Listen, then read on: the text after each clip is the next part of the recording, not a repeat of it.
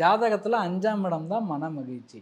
நம்ம மனசு மகிழ்ச்சியாக இருக்கணும் அப்படின்னா குலதெய்வத்தை கும்பிட்டாலே மனசு மகிழ்ச்சி ஆகிடும். ஓகே. சரி, அப்போ அந்த குலதெய்வத்தை கும்பிடும்போது நமக்கு வந்து எப்படி மன மகிழ்ச்சி கிடைக்கும்? அதுக்கான ஒரு இது வேணும்ல.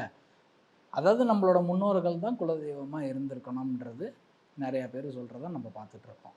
சரி, நம்ம முன்னோர்களை பார்த்தா நமக்கு எப்படி ஹாப்பியாக இருப்போம் அப்படின்னு தானே நினைப்போம்.